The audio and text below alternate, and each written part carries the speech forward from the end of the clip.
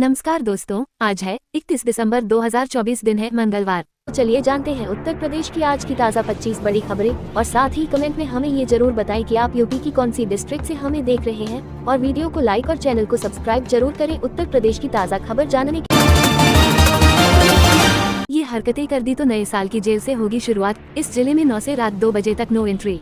Bulandshahr police ने नववर्ष पर शराब पीकर वाहन चलाने वालों पर कड़ी कार्रवाई की चेतावनी दी है।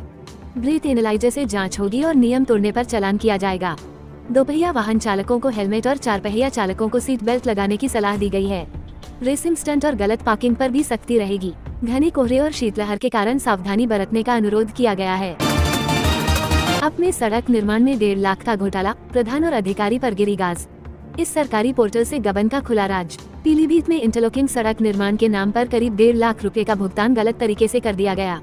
जांच में आरोप सही पाए जाने पर प्रधान और ग्राम पंचायत अधिकारी के अधिकारों पर रोक लगा दी गई है।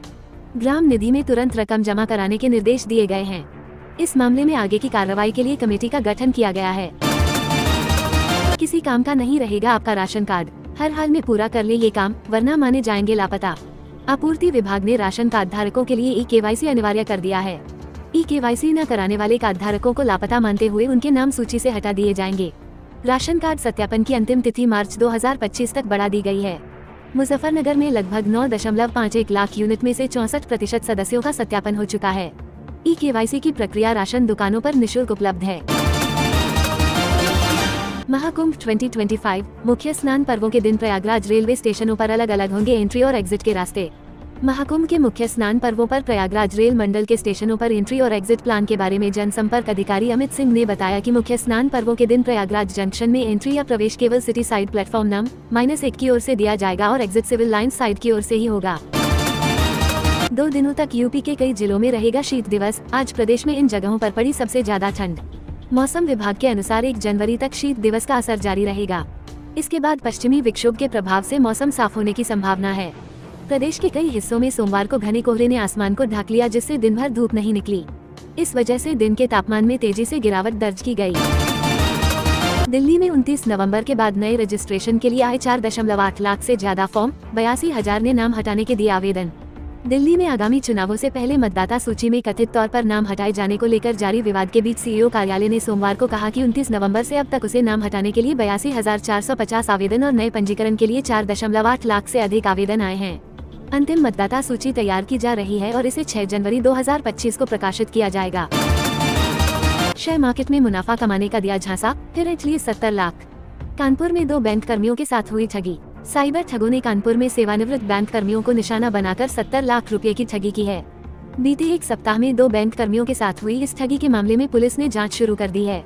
जांच में पता चला है कि ठगों ने पीड़ितों के खातों से रकम निकालकर असम, महाराष्ट्र और छत्तीसगढ़ के 26 बैंक खातों में ट्रांसफर की है। कानपुर में कब तक पूरा होगा एलिवेटेड ट्रैक का सर्वे? जल्द शासन को भेजा जाएगा भूमि अधिग्रहण का प्रस्ताव। कानपुर में अनवरगंज से मंधना तक बनने वाले एलिवेटेड ट्रैक के लिए सर्वे का काम 1 हफ्ते में पूरा हो जाएगा। इस ट्रैक के बनने से 15 रेलवे क्रॉसिंग खत्म हो जाएंगी और शहरवासियों को जाम से राहत मिलेगी। इसी बीच मौनी अमावस्या पर प्रयागराज से कानपुर सेंट्रल के लिए 8 पैसेंजर ट्रेनें चलाई जाएंगी, ताकि भक्तों को यात्रा में किसी प्रकार की परेशानी न हो। सैलरी पर रखे थे चोर, भत्ता सहित भोजन भी मिलता था, पुलिस ने पकड़ा तो चोरी का सामान देखकर उड़े होश। गोरखपुर में जीआरपी ने झारखंड के एक अंतर्राज्यीय मोबाइल चोरी गिरोह का भंडाफोड़ किया। सरगना मनोज मंडल 15,000 रुपए प्रतिमाह वेतन पर चोरों की भर्ती करता है, जिनमें अधिकांश नाबालिग होते हैं। चोर ट्रेन और सार्वजनिक स्थलों से मोबाइल चुराते हैं, जिन्हें नेपाल और बांग्लादेश में बेचा जाता है। पुलिस ने 44 मोबाइल, हथियार और गोला बारूद जब्त किए। आरोपियों को जेल और बाल सुधार गृह भेजा गया है। स्मारक घोटाला, पूर्व आईएएस अधिकारी ने कई सवालों के दिए थे गोलमोल जवाब, 1400 करोड़ का किया था स्कैम। बहुचर्चित स्मारक घोटाले के मामले में सतर्कता अधिष्ठान विजिलेंस के सामने पूर्व आईएएस अधिकारी मोहिंदर सिंह ने कई सवालों पर अधूरे जवाब दिए थे। विजिलेंस कई बिंदुओं पर पूछताछ के लिए नए सिरे से तैयारी कर रहा है, पर मोहिंदर सिंह सामने आने से बच रहे हैं। विजिलेंस नोएडा के सुपरटेक बिल्डर के विरुद्ध चल रही जाँच में भी मोहिंदर सिंह से पूछताछ की तैयारी में है। काशी विश्वनाथ धाम में 2 जनवरी तक टिकटों की बुकिंग पर लगी रोक, नववर्ष व महाकुंभ की वजह से लिया गया फैसला। काशी विश्वनाथ मंदिर में दर्शनार्थियों की भारी भीड़ के कारण 27 जनवरी तक सभी प्रकार के टिकटों की बुकिंग पूर्ण हो गई है। भीड़ को देखते हुए मंदिर प्रशासन ने मंगलवार से 2 जनवरी तक के लिए सभी प्रकार के टिकटों की बुकिंग पर रोक लगा दी है। ईसाई नववर्ष पर भारी भीड़ के पहुंचने की संभावना को देखते हुए मंदिर प्रशासन ने भीड़ प्रबंधन के विशेष इंतजाम किए हैं। महाकुंभ 2025, पीएम मोदी के डिजिटल महाकुंभ के विजन को सीएम योगी कर रहे साकार। महाकुंभ 2025 प्रधानमंत्री नरेंद्र मोदी के डिजिटल महाकुंभ के विजन को उत्तर प्रदेश के मुख्यमंत्री योगी आदित्यनाथ महाकुंभ 2025 में साकार कर रहे हैं।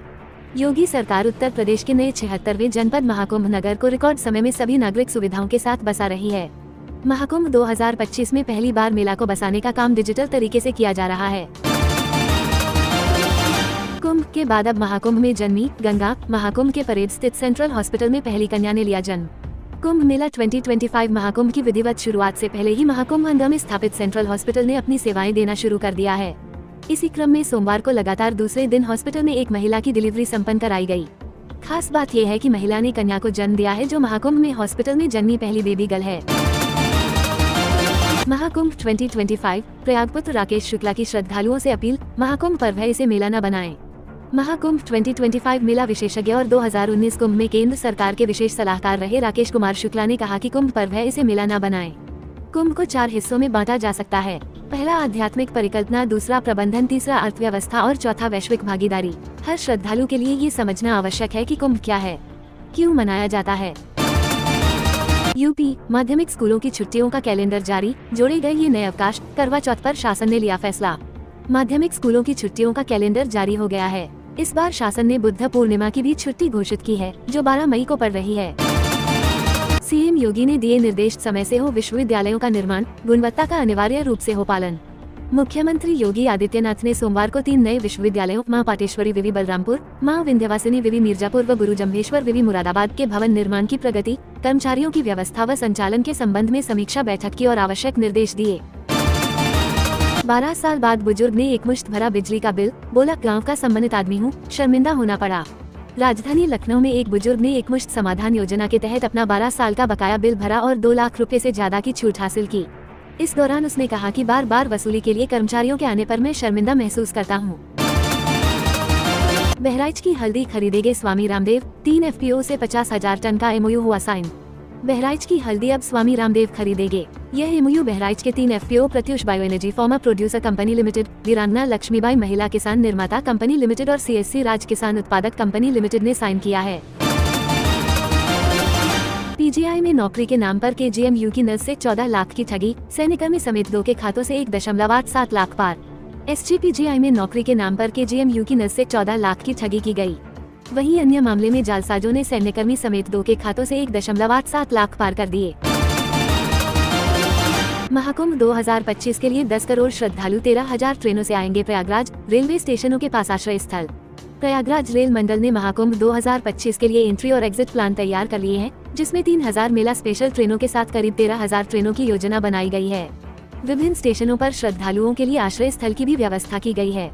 वहीं यात्रियों की सुविधा और सुरक्षा पर फोकस किया जा रहा है। देश में रेट चीज के दाम बढ़ रहे, राकेश टिकैत ने महापंचायत में पूछा क्या किसानों की जमीन सस्ते दामों पर ली जाएगी। ग्रेटर नोएडा के 0 पॉइंट पर महापंचायत शुरू हुई, जिसमें राकेश टिकैत शामिल हुए। भूमि अधिग्रहण, एमएसपी गारंटी और 64.7% मुआवजे जैसे मुद्दों पर चर्चा हो रही है। बड़ी संख्या में महिलाएं शामिल हैं, जबकि कुछ संगठन दूर रहे हैं। कड़ी सुरक्षा व्यवस्था की गई है। यूपी एसटीएफ ने फर्जी प्रमाण पत्र बनाने वाले सरगना को पकड़ा, सेना रेलवे समेत सरकारी नौकरी के अभ्यर्थियों को फंसाता था। उत्तर प्रदेश पुलिस की स्पेशल टास्क फोर्स एसटीएफ ने एक अंतर्राज्यीय संगठित गिरोह का खुलासा किया है। ये फर्जी निवास प्रमाण पत्र और आधार कार्ड बनाकर युवाओं को रेलवे और सेना की प्रतियोगी परीक्षाओं में सम्मिलित कराता था। मुख्य आरोपी शशि भूषण उपाध्याय को बलिया से गिरफ्तार किया गया है।